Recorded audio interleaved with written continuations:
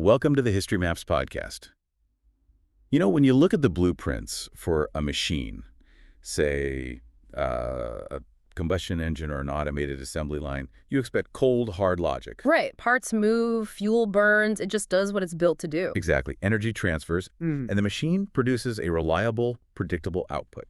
It's purely mechanical. It doesn't care about the moral character of the mechanic. Yeah, and it certainly doesn't care if the individual parts are happy. No, not at all. So today we are taking a deep dive into a stack of historical texts, academic analyses from modern scholars, and some pretty intense ancient philosophical manuscripts.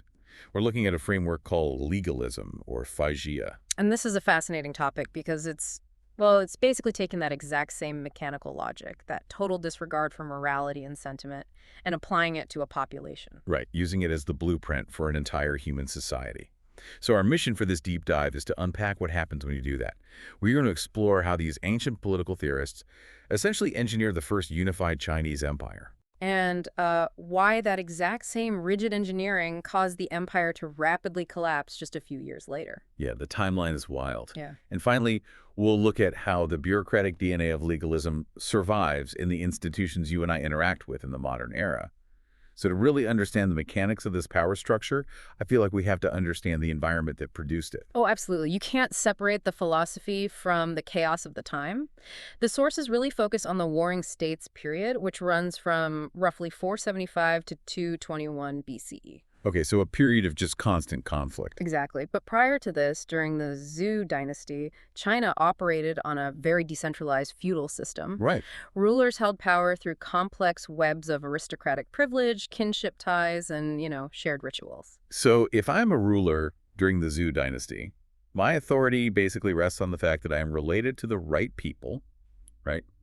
And that I perform the right ceremonies at the ancestral temples. Yeah. Exactly. It was heavily reliant on mutual obligation. It was a shared aristocratic culture. But by the 5th century BCE, that system had totally deteriorated. It just broke down. Completely. The Zhou domain fractured into numerous independent, highly aggressive states, and they were all engaged in this brutal struggle for survival. And the texts point out that the scale of warfare escalated in a way that fundamentally altered the political reality. Right. We are no longer talking about small bands of aristocrats fighting formalized chariot skirmishes. Where there were rules of engagement and honor codes, right? Yeah. Like a gentleman's war. Yeah, exactly. Those days were gone. We are talking about mass mobilization. States were fielding infantry armies numbering in the hundreds of thousands. I want to pause on that logistical reality for a second because fielding an army of 500,000 soldiers is not just a matter of handing out weapons. Not at all. The logistics are staggering. Right. You need immense agricultural output, you need highly efficient taxation, and basically total control over the population. Yeah. You cannot mobilize that many people by just asking nicely. No, or by relying on ancient kinship rituals. The administrative burden was unprecedented. So it's adapt or die. Literally. If a state failed to maximize its agricultural yield, it couldn't feed its army. And if it couldn't feed its army, it would be conquered. And its ruling house would just be extinguished. Extinguished, yeah.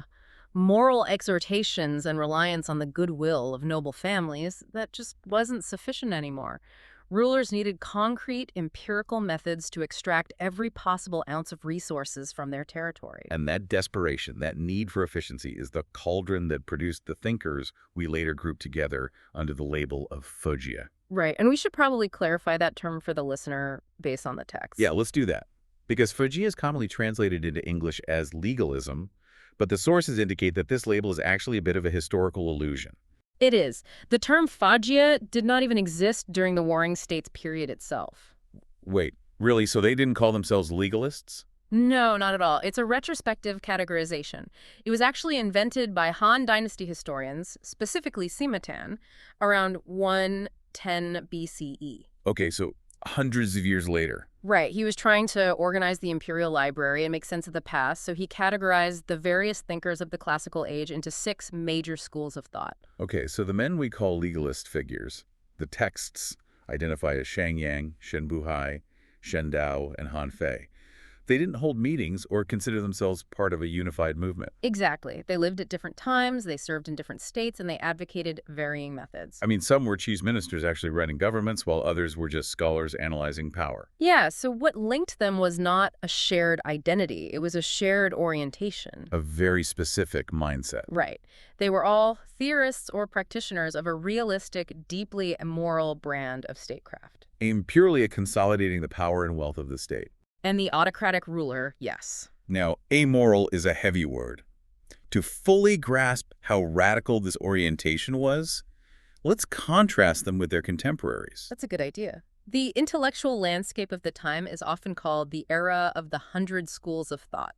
Because everyone was trying to solve the crisis of the warring states. Right, it was a marketplace of ideas. And the most prominent were the Confucians, the Ru.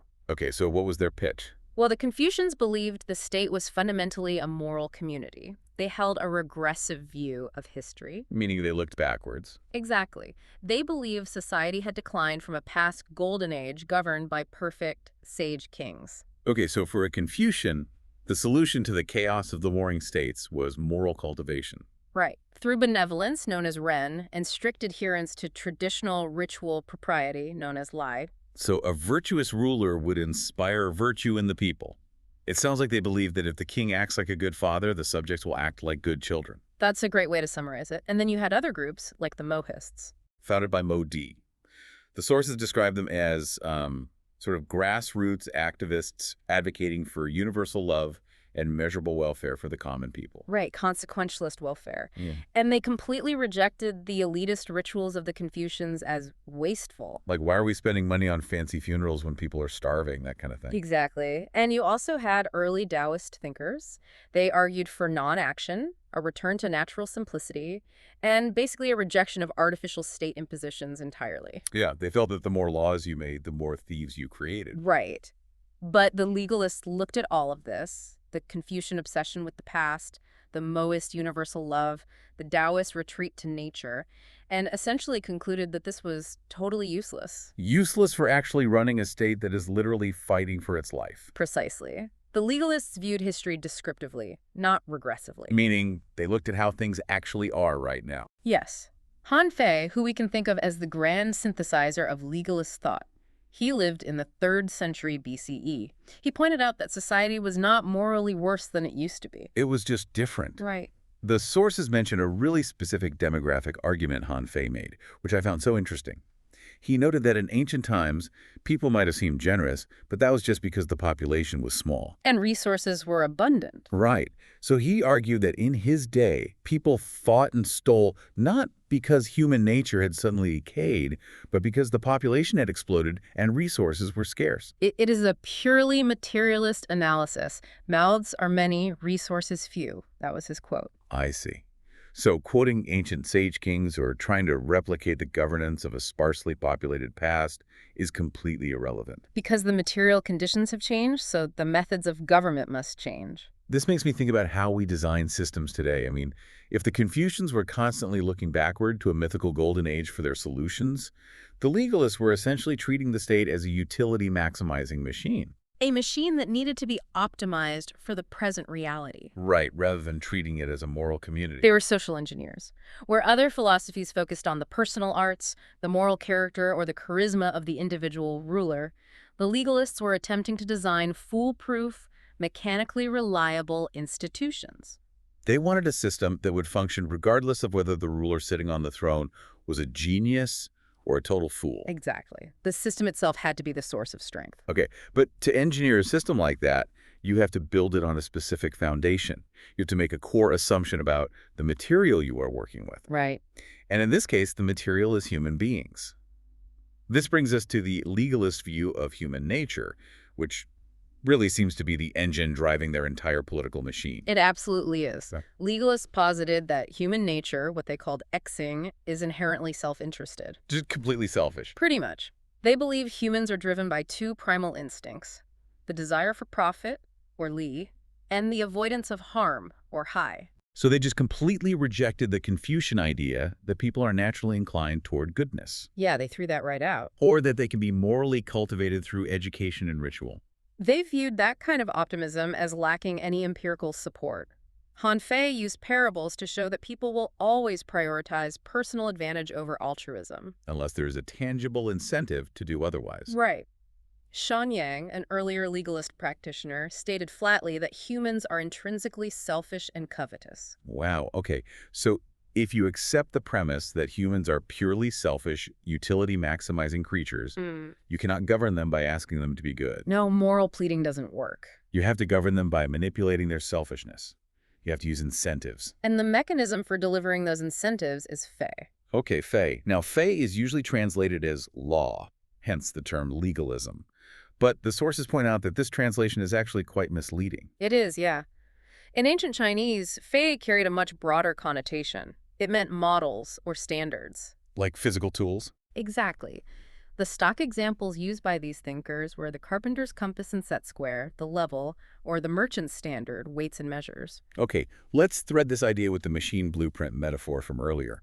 A compass doesn't judge you. Right. It simply dictates what a perfect circle is. So FAD is conceptually closer to an objective performance standard. Yes. It's a set of explicit public rules that regulate behavior, backed by rigorous incentives for success and disincentives for failure. It functions very much like a modern computer algorithm. That's a really good analogy. I mean, an algorithm doesn't care if you had a bad day, it doesn't care about your noble intentions, and it doesn't care who your parents are. It simply applies a rule impartially. If input A happens, output B is executed. Right.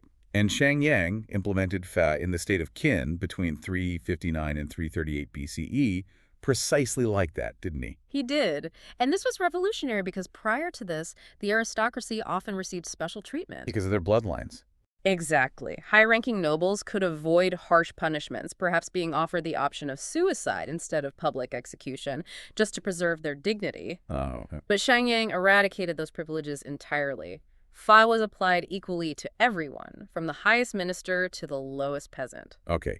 Equality under the law sounds nice on paper, but the outputs of this algorithm, the rewards and punishments, were severe. The texts mention the 5 traditional punishments. Yes. To manipulate a purely self-interested population, the deterrence must be absolute. The punishments included tattooing the face, cutting off the nose, chopping off one or both feet, castration, and death. I am reading this and trying to imagine the physical reality of a society where the state algorithm dispenses that kind of violence for minor offenses. It's brutal. Chopping off a foot because someone violated a minor administrative standard? It is a calculus of total terror. It really was. But Shang argued that if you apply severe penalties to minor infractions, people will be too terrified to ever commit major crimes. It's the ultimate deterrence theory. Exactly, but the enforcement mechanism is where the system becomes highly intrusive. Shang instituted a system of mutual responsibility. Oh, right, the household group. Yes. He organized the population into groups of 5 or 10 households. If one person in that group committed a crime, the entire group was punished, sometimes with death or mutilation. Unless they reported the offender. Right. Hold on, let me make sure I'm picturing this right on a village level. Let's say I live next door to a guy who steals a chicken. Okay. The state algorithm dictates that if I do not report him, my nose is cut off along with his. Yes, that's exactly how it worked. So the algorithm of Fei forces me to become an active agent of the state's surveillance network just to protect my own body. It turns the entire population into an interlocking grid of snitches. It does. It forces compliance by making vigilance a shared moral obligation. The algorithm of Fei extended into the very fabric of the community, basically overriding any natural bonds of friendship or neighborliness. You can't trust anyone. No one. But Fa also had a positive output. Han Fei emphasized that punishments must be mirrored by robust, reliable rewards. Right, the carrot and the stick. And the sources say these rewards were usually tied directly to the state's primary needs. Yeah. Agricultural output and military success. Yes. In the Qin military system, ranks and land were awarded based on the verifiable number of enemy heads a soldier took in battle. Literally counting decapitated heads. Literally. If you met the standard of Fa, the algorithm dispensed wealth and status. If you failed, it dispensed pain or death. The standards were public, clear, and absolutely unavoidable. Okay, so the peasants and the soldiers are locked into this matrix of rewards and punishments. They're terrified of Fa, but what about the guys holding the whips? The officials. Right. If I am the ruler, how on earth do I stop my own administrators, my governors, and my police force from using this absolute power to overthrow me? That's the million-dollar question. Because they are human too, which means, according to legalist theory, they are also selfish and looking to maximize their own profit. And that is the crucial vulnerability of any bureaucracy. An official might use the power of fire to enrich themselves or build a faction against the ruler. So how do you control? To manage the officials, the ruler cannot just use public laws. The ruler needs a different tool set entirely. This introduces the second pillar of legalism, shu. Okay, shu, which is translated as administrative techniques or methods. Yes. And this concept is heavily attributed to a statesman named Shen Buhai, who died around 337 BCE. That's right. Shen Buhai focused on the internal mechanisms of the bureaucracy. Shu is essentially the art of managing subordinates. So it's for the managers, not the workers. Exactly. But unlike Fa, which must be clearly publicized so the common people know the rules, Shu must be kept entirely secret by the ruler. Wait, I am lost. If Fa has to be public so people can follow the rules, why does Shu have to be a secret? Because if the officials know the specific techniques the ruler is using to evaluate them, they will game the system. Of course. They will manipulate the metrics to make themselves look good without actually doing the work. The core of Shu is a technique called exingming, Which translates roughly to checking forms against names. Yes. Let's break down this concept of names and forms because it feels really central to how this state operates. Okay, so in a bureaucracy, every official has a name. That's their job title, their job description, or a specific proposal they have made to the ruler. That is the promise. Okay, the promise is the name. The form is their actual measurable performance. The ruler's job is to sit back and constantly compare the name to the form. So if an official claims they can increase grain yields by 10% in their province, that promise is the name. Right. If the harvest comes in and it is only a 2% increase, the form does not match the name. Exactly. But logistically, how is an ancient ruler auditing this? I mean, they don't have spreadsheets or real-time data feeds. It required a massive physical bureaucracy of scribes, bamboo tallies, and couriers. The central government dispatched auditors to the provinces to measure granaries, count households, and review local records. A flow of physical information must have been staggering. It was immense. The ruler in the capital relied on these audited reports to execute the technique of Xingming. If the form failed to match the name, the official was severely punished. Okay, that makes sense. Fail to meet your quota, you get punished. But interestingly, in Han Fei's synthesis of these ideas, the official is also punished if they overperform. Wait, hold on. I need you to clarify this. I know, it sounds strange. If I hire a governor to increase grain yields by 10% and he brings me 20%, I should be thrilled. Why on earth would I punish him for making the state richer? That seems completely counterproductive to the legalist goal of maximizing resources. From a modern managerial perspective, it does seem counterproductive. But from the perspective of Shu, overperformance indicates that the official is acting outside the boundaries of their assigned name. So they're doing things they weren't explicitly told to do. Yes, it suggests they are taking unauthorized initiative. Because initiative is unpredictable. Exactly. Unpredictability is dangerous to the mechanical order of the state. An official who overperforms might be squeezing the peasantry too hard to gain undue favor with the ruler, which could spark a rebellion. Ah, I see. Or they might be building their own independent power base. Right. The system demands exact adherence to the specified standard. The ruler wants a machine that does exactly what it is calibrated to do, nothing less and nothing more. So the ruler acts as a purely objective auditor of the bureaucracy. But for this auditing process to carry any weight, for the officials to actually fear the ruler needs the third pillar of legalism. And that is Shi. Shi, which is attributed to another thinker, Shen Dao, who lived around the same time as Shen Buhai. Shi is translated as positional power, or the momentum of authority. Momentum of authority. I like that phrasing. Shen Dao argued that power does not come from the ruler's personal wisdom, their charisma, or their moral virtue.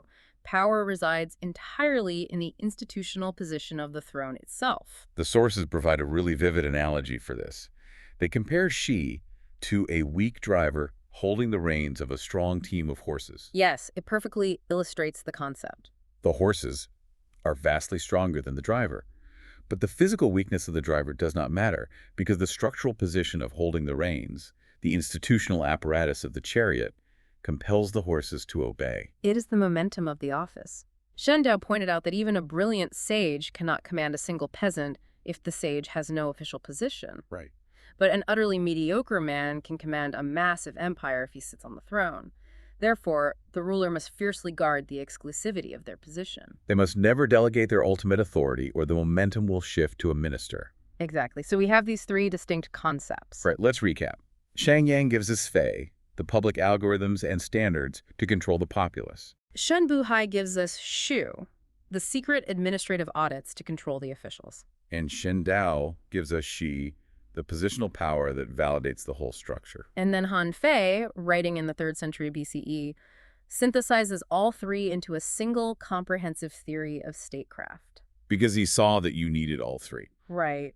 Han Fei saw the flaws in relying on just one. If you have Fa without Shu, the officials will manipulate the laws. If you have Shu without Fa, you have no standards to measure the populace. And Han Fei adds one more element to this synthesis, pulling from Daoism, which seems really strange given how anti-Daoist the legalists were. It does, but he incorporates the Daoist concept of Wu Wei. Which translates to non-action. Yes. But he completely reinterprets it, right? In Taoism, my understanding is that Wu Wei means aligning yourself with the natural flow of the universe, a kind of spontaneous, peaceful harmony with nature. Right, but in legalism, Wu Wei becomes a bureaucratic strategy. It means the ruler establishes the laws of Fa, sets the administrative traps of Shu, relies on the positional power of Shi, and then does nothing personally. The ruler becomes a ghost in the machine. Exactly. The ruler withdraws from active interference. By doing nothing, the ruler reveals no preferences, no desires, and no weaknesses for the officials to exploit. So they can't pander to him. Right. The ruler remains an inscrutable, detached arbiter just watching the machine run itself. But I have to push back on this a bit. Sure. If the system is entirely automated through fear and reward, Right. and the ruler is actively hiding their true thoughts, sitting behind a veil of secrecy, checking names against forms, doesn't this create a deeply paranoid state? Oh, absolutely. I mean, the officials are terrified of the ruler, the people are terrifying each other through mutual responsibility, and the ruler trusts absolutely no one. Isn't the ruler ultimately isolated from reality? That is the psychological cost of the system.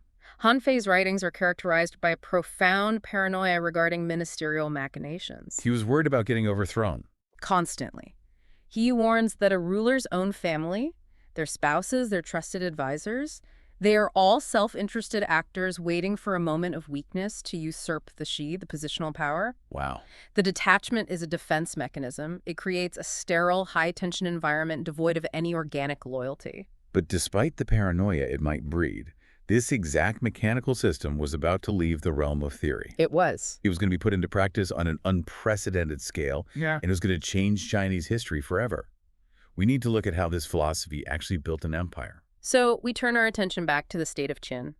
Duke Shao of Qin had hired Shang as his chancellor back in 359 BCE. And Shang implemented the first sweeping legalist reforms. Yes. He dismantled the old feudal aristocracy. He instituted the grid of mutual responsibility. He tied land and social rank strictly to military and agricultural merit. And over the next century, those institutional reforms worked exactly as intended. The state of Qin was transformed from a peripheral, somewhat backward state into a highly mobilized agrarian and military powerhouse. The administration was fully centralized. Right. The population was continuously channeled into farming and fighting. They generated a massive caloric surplus to feed their armies. And their soldiers were highly incentivized to fight ruthlessly because, as we discussed, decapitating enemies was the only way to climb the social ladder. Yes, the system was turning. By the mid-3rd century BCE, Qin possessed an infrastructural and military capacity that the other warring states simply could not match. And this historical momentum culminated during the reign of King Zheng of Qin. Exactly. King Zheng came to the throne and, utilizing this legalist war machine, launched a series of final campaigns. Between 230 and 221 BCE, Qin systematically conquered the remaining independent states. And in 221 BCE, the warring states period ended. King Zheng had unified China. He declared himself Qin Shi Huang, the first emperor of Qin. So he had built the empire, but now he had to govern it. And to do that, he relied heavily on his chancellor, a man named Li Si. Li Si is a really fascinating figure. He had actually studied under the prominent Confucian scholar Sun Zi alongside Han Fei. Oh, interesting. But Li Si fully embraced legalist realpolitik. When Qin achieved unification, Li Si was the architect of applying legalist principles on a massive imperial scale. And the first thing they did was ensure the feudal system could never return. They refused to grant land to the emperor's relatives or successful generals. Right, no more hereditary kingdoms. Li Si divided the vast new empire into 36 commanderies, which were further subdivided into counties. And these regions were administered by centrally appointed officials, right? Yes, officials who could be promoted, transferred, or executed based purely on their performance metrics. It is the ultimate application of Fa and Shu. It really is. But to make this bureaucracy work across millions of square kilometers, Li Si recognized that everything had to be standardized. The variety of local customs and systems across all these conquered states was a threat to the algorithm. Standardization was absolute and immediate. The Qin government standardized weights and measures. Which is crucial for collecting consistent tax revenues. Exactly. If a local governor uses a larger scoop to collect grain tax from the peasants and a smaller standard scoop to send that grain to the capital, the governor skims the difference. Right. Standardizing the physical weights and measures eliminates that specific avenue of corruption. They standardized coinage as well. And they even standardized the width of chariot axles, which I thought was a really interesting detail. It might sound trivial, but it was a brilliant logistical move. Why is that? Well, the dirt roads across the empire were deeply rutted from centuries of use, especially in the lowest plateau. If your chariot axle did not match the gauge of the ruts in a new territory, your chariot would literally break down. It just wouldn't fit in the tracks. Right. Standardizing the axle width meant that military forces and supply wagons could move rapidly anywhere in the territory without having to switch vehicles. And perhaps most significantly, they standardized the written script. They mandated the use of the small seal script across the empire, eliminating all the regional variations in writing. And this is massive. This meant an edict from the capital could be read and enforced identically by an official 1,000 miles away, regardless of what spoken dialect that official used. These infrastructural and bureaucratic achievements were just staggering.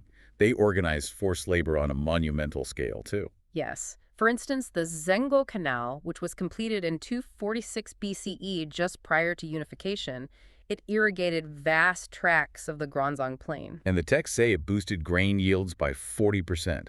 That provided the immense economic base necessary for sustained conquest and control. It is a testament to the sheer organizing power of legalism. It is.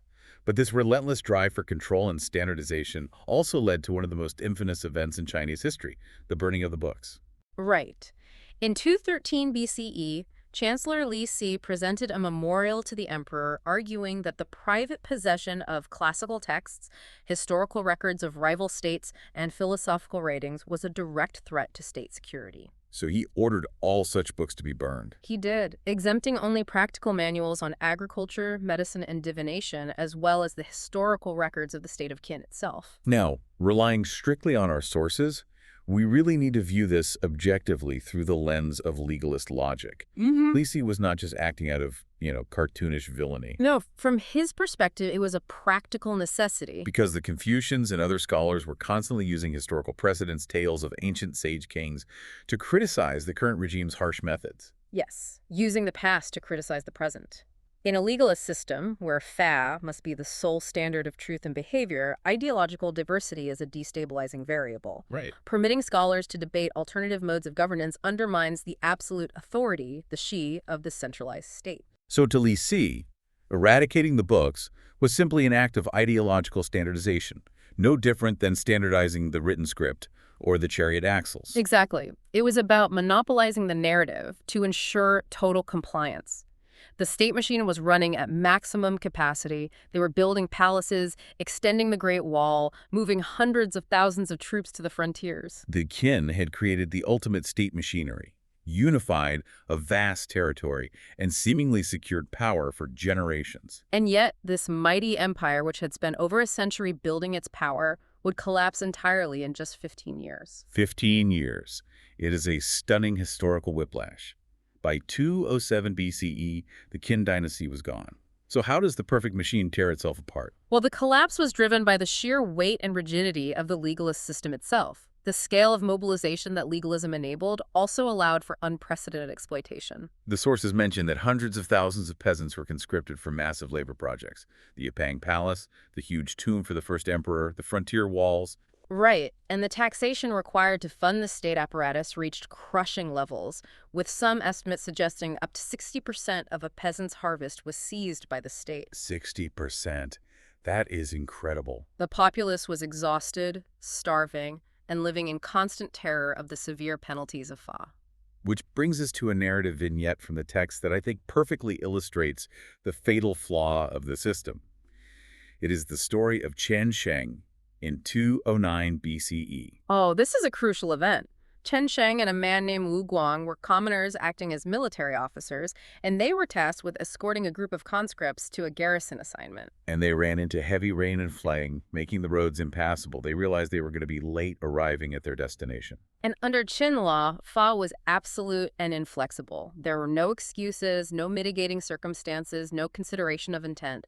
The penalty for arriving late for military duty was execution. So Shang and Wu Guang are sitting there in the mud, basically looking at the algorithm of the law. If they proceed and arrive late, they die. If they desert, they die. It is like when a software program hits a fatal error because of an edge case the programmer did not foresee. Yes. The system crashed because it lacked an if-then exception for bad weather. So they mutinied. Shang is recorded as asking his fellow conscripts, "Kings and nobles kill us anyway, why not become kings ourselves?" They literally had nothing to lose. Yeah. Because the punishment was absolute and unbending, the system created its own executioners. It did. This specific event sparked a massive rebellion that quickly engulfed the empire. And it highlights a profound theoretical failure in the legalist model, one that modern scholars have spent a great deal of time analyzing. Yeah, the sources introduce a modern critique of this failure, referencing scholars like Patrick Deneen and Aaron Woolley. They actually draw a connection between ancient legalism and modern liberalism. It sounds counterintuitive, but the connection lies in their shared foundational assumption about human nature. Right. Both legalism and modern liberalism, in its economic and political theories, tend to reduce human beings to purely rational, self-interested, utility-maximizing individuals, homo economicus. The legalists built their entire state on the assumption that if you just set the incentives correctly, rewards for obedience, horrific punishments for disobedience rational actors will always calculate that it is in their best interest to obey. Right, they attempted to govern purely through these mechanical incentives. They explicitly rejected the Confucian idea of building a moral community, of fostering organic loyalty or shared values. And here's the rational choice failure. When you govern exclusively through extreme punitive incentives, you actually change the rational calculus in a dangerous way. As Woolley's analysis suggests, if the penalty for a minor infraction like being late due to a flood is the exact same as the penalty for high treason, the state has inadvertently equalized the risk. If I am going to be executed for being tardy, I might as well try to overthrow the emperor. The risk is the same, but the potential reward of treason is becoming a king. Treason becomes a highly rational choice. I want to bring back the zero-tolerance workplace metaphor we established earlier. Imagine a manager who institutes a draconian policy. If an employee is 5 minutes late, they are immediately terminated. Okay. The manager thinks this will create a perfectly punctual workforce. But what actually happens? Well, if an employee hits unexpected traffic and realizes they will be 6 minutes late, they know they are already fired, so they simply will not show up at all. Exactly. They might even steal company property on the way out because the maximum penalty has already been triggered. The system's own rigidity becomes its undoing. By refusing to allow for nuance, intent, or human reality, the legalist algorithm drove the population into a corner where rebellion was the only logical output. So the Qin dynasty shattered under the pressure of its own unyielding structure. Following the death of Qin Shi Huang in 210 BCE, palace intrigue, driven by the very self-interest and paranoia legalism cultivated, crippled the central leadership. Right. The eunuch Zhao Gao orchestrated purges, the new emperor was inept, and the rebellions, sparked by men like Shang, tore the empire apart by 207 BCE. Well, while the Qin dynasty burned, the machinery they built did not. The underlying legalist operating system was simply too effective for subsequent rulers to throw away. And this is the phenomenon we can call the ghost in the machine, legalism's enduring legacy. Let's talk about the dynasty that emerged from the ashes of the Qin, which was the Han dynasty. They ruled from 206 BCE to 220 CE.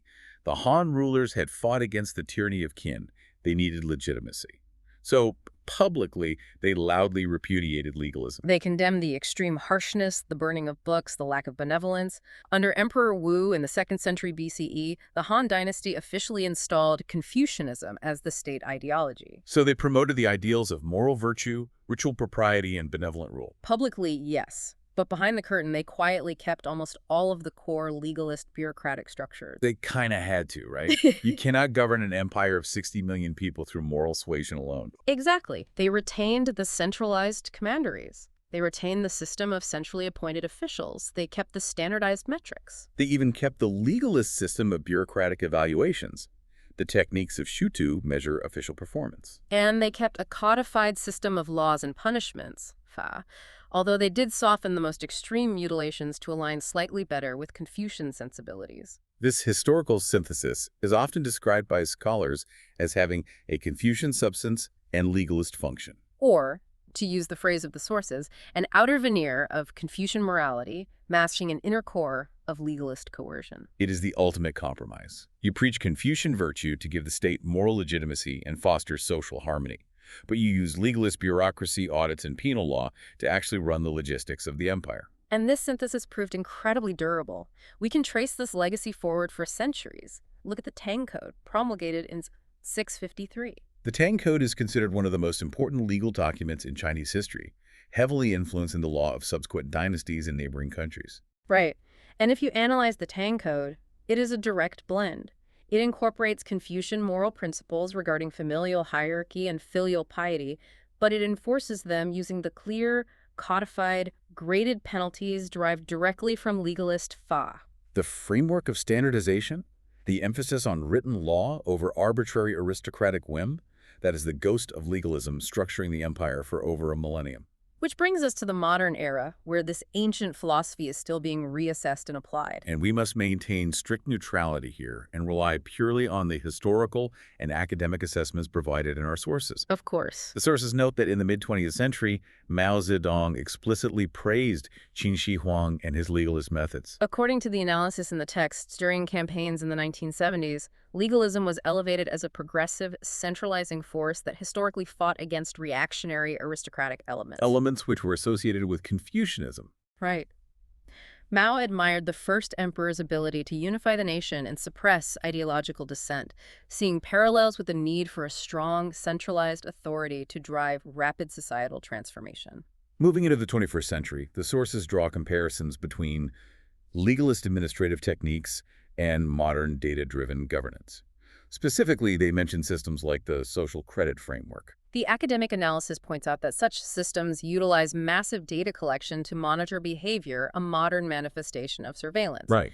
They employ a system of rewards for compliance and restrictions or punishments for infractions, designed to align individual behavior with the state's macroeconomic and social goals. It is basically a digital realization of Shu administrative techniques of tracking performance and fake clear standards of behavior. The rhetoric surrounding these modern systems often focuses on building trust and social harmony, which has Confucian echoes. But the mechanics, using incentives and disincentives to empirically shape human action without relying on voluntary moral goodness, share a theoretical lineage with the strategies articulated by Han Fei and Shang. What does this all mean for us? I want to pose a question directly to you, the listener. Think about the massive, highly organized bureaucracies you interact with today. Whether it is a global corporation tracking your productivity metrics, a financial institution calculating your credit score, or an algorithm modifying your content on social media based on a set of hidden rules. Yeah, think about how those systems operate. When you look at these systems, how much of their operation actually relies on human empathy, moral virtue, or individual context? And how much of it is just the ghost of legalism, impersonal performance standards, automated incentives, and the cold calculation of checking names against forms? It is a sobering reflection. We like to believe our institutions are founded on ethical principles. But structurally, the demand for efficiency and scale often pushes organizations toward legalist methodologies. We started this deep dive talking about blueprints and machines. The legalists believe that human nature is fundamentally self-interested. They looked at the chaos of the warring states and concluded that morality was a fragile illusion and that only strict laws and raw power could enforce order. Their solution was a mechanical state that ultimately crushed itself with its own rigidity. Yet, the bureaucratic innovations survived. If human nature truly does possess that core of self-interest, as Han Fei believed, is every complex society eventually forced to build a legalist framework of incentives and deterrents just to survive? Regardless of the lofty moral philosophies a society claims to uphold on the surface, does the inherent tension between how we wish humans behaved and how they actually behave guarantee that the mechanics of legalism will always exist in the shadows of civilization? If we want the machine to run, do we eventually have to turn off our humanity? Thank you for listening. History Maps. Learn history visually.